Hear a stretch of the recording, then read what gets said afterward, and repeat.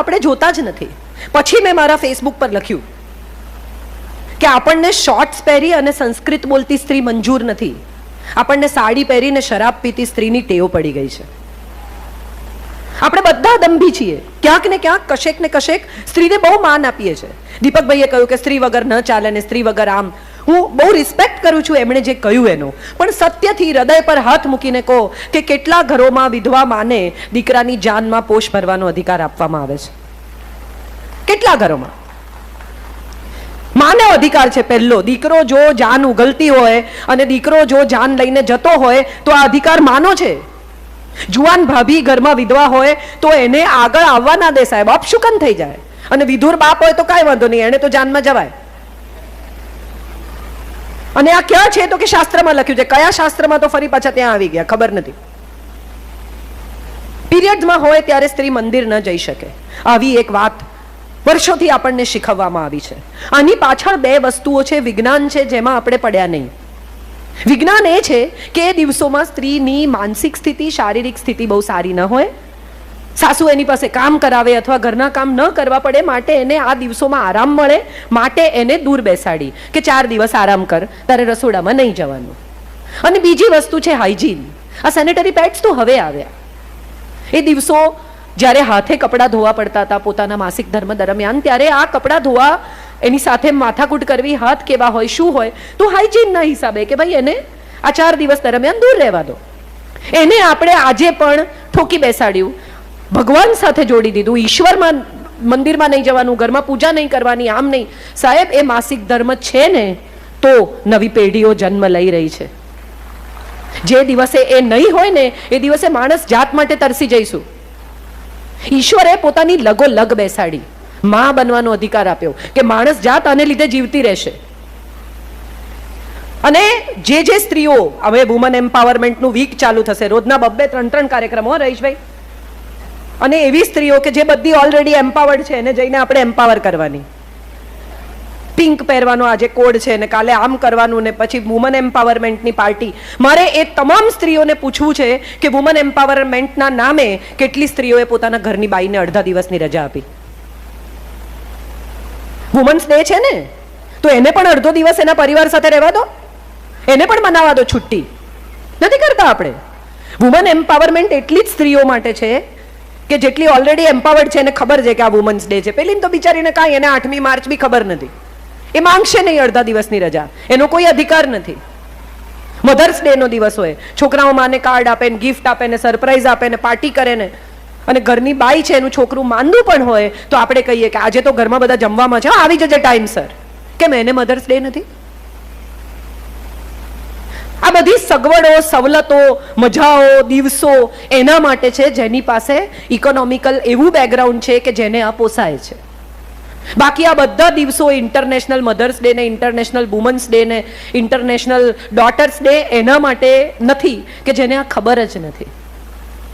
જરૂરત તો એ છે કે તમારે ઘરે કેરીનો ટોપલો આવે ને સિઝનનો, તો તરત જ ઘરમાં કામ કરનારા લોકોને 5-5 કેરી આપી દેજો, કારણ કે એનું પણ બાળક છે, એનો પણ પરિવાર છે.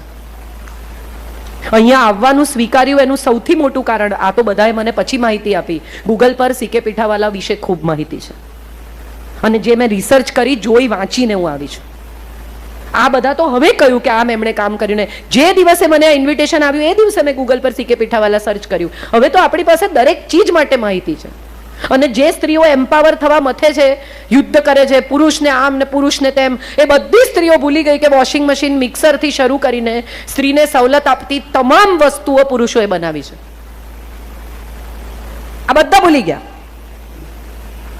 સ્ત્રીનું કામ ઘટે. હવે તો રોટી મેકર આવે છે, તમે લોટ નાખો, તેલ નાખો, પાણી નાખો, ફટાફટ રોટલીઓ બહાર આવે. આ કોણે શોધી? સ્ત્રીએ. ગરમ ગરમ રોટલી આવે, તમારે અંદર ને અંદર રાખવાની, તમે જમવા બેસો ત્યારે ગરમ લાય જેવી રોટલી તમે ખાઈ શકો. આ કોણે શોધ્યું? સ્ત્રીએ? ના, આ પુરુષે શોધ્યું. ભલે માર્કેટિંગ કરવા શોધ્યું, પણ તમારું કામ તો ઘટ્યું ને. તો આભાર માનો એનો. કેટલા પુરુષોને તમે મોલમાં બપોરે રખડતા જોયા? જવાબ આપો. કેમ આમ જોયા છે કોઈએ? મારે જાણવું છે. અને કેટલી સ્ત્રીઓને જોઈ?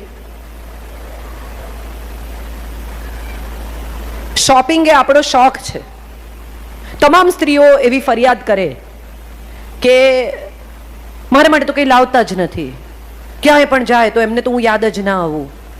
પછી લાવે બિચારા યાદ કરીને, દુકાનમાં જાય, સમય કાઢે, સાડી ખરીદે, 2-4 વાર ઇમેજિન કરે કે આમાં કેવી લાગશે. પછી એ ગિફ્ટ રેપ કરાવે, પ્રેમથી લઈને આવે, આપે સરપ્રાઈઝમાં, ખોલીને તરત જ કે ઓરેન્જ. હું તો ક્યાં ઓરેન્જ પહેરું છું? નથી પહેરતા તો પહેરો, એ ઈચ્છે છે કે તમે ઓરેન્જ પહેરો એટલે લાવ્યા. તમારી પાસે અત્યાર સુધી ઓરેન્જ કલરની સાડી એણે નથી જોઈ, માટે યાદ કરીને લાવ્યા કે કયો કલર નથી. કેટલાની આવી? આ બીજો સવાલ. તું છોડ ને આ જવાબ. એટલે કે ના ના ના પણ કહો તો ખરા, કહો તો ખરા. એટલે ફાઇનલી કંટાળીને કે છેતરાઈ ગયા. સાહેબ એ તો 15-20 વર્ષ પહેલા ઓલરેડી છેતરાયેલા જ છે. પછી એણે સ્વીકારી જ લીધું છે કે હવે વારંવાર છેતરાવાનું છે. હમણાં એક બહુ સુંદર શોર્ટ ફિલ્મ જોઈ મેં ગોવા ફિલ્મ ફેસ્ટિવલમાં. બહુ અદ્ભુત ફિલ્મ રહીશભાઈ, નાની 7 મિનિટની ફિલ્મ. એક સ્ત્રી છે, એક પુરુષ છે, 2 જણા સવારે બ્રેકફાસ્ટ કરે છે. સ્ત્રી કહે છે કે મને માથું દુખે છે. એટલે પુરુષ કહે છે કે તું ના જા ઓફિસે, ઘરે રે, આરામ કર. એટલે ગ્લાસ ઉઠાવીને એના મોઢા પર પાણી મારે છે અને કહે છે માથું દુખે તો ઘરે રહું, જા ઉઠ, એક ગ્લાસ પાણી, એક માથાની દુખાવાની ગોળી લઈ આવો. એટલું બી નથી થતું તારાથી? ઓકે. ઊભો થયો, ઊંઘની ગોળી લઈને આવ્યો, પાણીનો ગ્લાસ લઈને આવ્યો, એણે આપ્યું. થોડા દિવસ પછીની વાત, અ ફ્યુ ડેઝ લેટર, પાછા બેઠા છે એ જ રીતે બ્રેકફાસ્ટ ટેબલ પર. સ્ત્રીએ કહ્યું કે આજે ઓફિસ જવાનું મન નથી થતું. એટલે તરત ઊભો થયો, માથાના દુખાવાની ગોળી, પાણી લઈને આવ્યો. સ્ત્રીએ ફરી પાણીનો ગ્લાસ એના મોઢા પર માર્યો ને કહ્યું મેં એમ નથી કહ્યું કે મને માથું દુખે છે, મેં એમ કહ્યું કે મને મન નથી થતું, ગિવ મી અ હગ. ઓકે. ફરી થોડા દિવસ રહીને એણે કહ્યું કે મારો મૂડ સારો નથી. એટલે હવે એને ખબર છે શું કરવાનું. એક હાથમાં ગોળી, એક હાથમાં પાણી, હગ માટે તૈયાર. બોલ શું કરવું? અને ત્યારે એણે એની સામે જોઈને કહ્યું કે આ 3માંથી શું કરવું એ પણ તને સમજ ના પડતી હોય તો રહેવા દે, મારી તારી જોડે વાત નથી કરવી.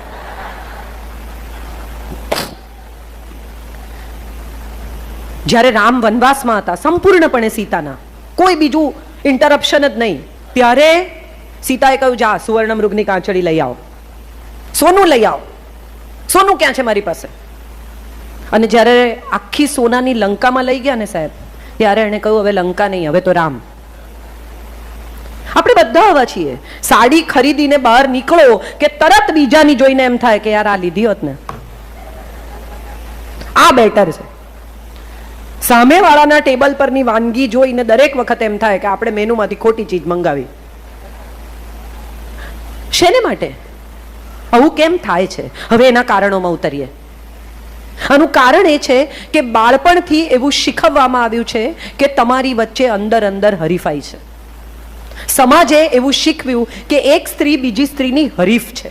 વહુ પરણીને આવી તો સાસુની હરીફ, સાસુ વહુની હરીફ, દેરાણી જેઠાણીની હરીફ, જેઠાણી દેરાણીની હરીફ, નણંદ ભોજાઈની હરીફ, ભોજાઈ નણંદની હરીફ. એકચ્યુઅલી એવું કશું છે જ નહીં, બધાના પોતપોતાના સ્થાન છે. તમે આઈસ્ક્રીમની સાથે ભજીયા ન જ ખાઈ શકો.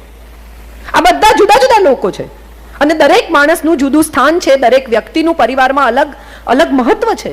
એ અલગ મહત્વ પ્રસ્થાપિત કરવાને બદલે આપણે પેલા બીજાની ટેબલ પર જે વાનગી છે ને એમાં યુદ્ધમાં ઉતરીએ છીએ. પેલું લાવો. ભાભીને કેમ પૂછે? મને પૂછ.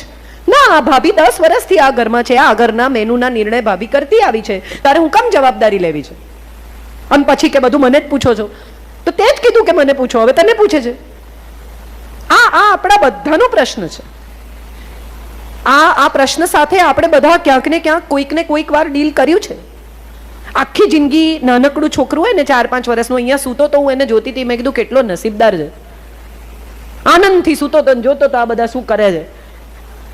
મને એકવાર એમ થઈ ગયું ત્યાં જઈને આમ સૂઈને જોવું જોઈએ કે આ બધા શું કરે છે. મજાની વાત એ છે કે એટલું નાનું છોકરું હોય ત્યારથી મમ્મી પાછળ લાગે.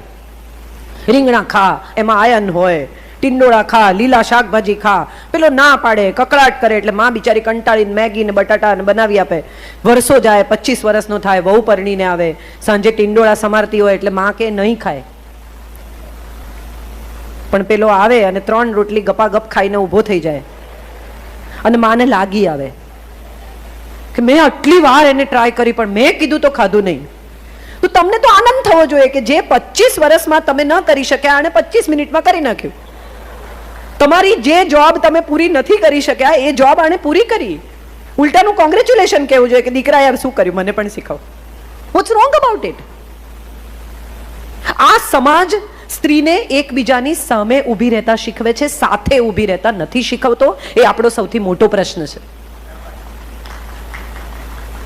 સ્ત્રી અને સમાજ વિશે કહેવું હોય ને તો મારે સૌથી પહેલું એ કહેવું છે કે સ્ત્રીનો દુશ્મન પુરુષ છે જ નહીં.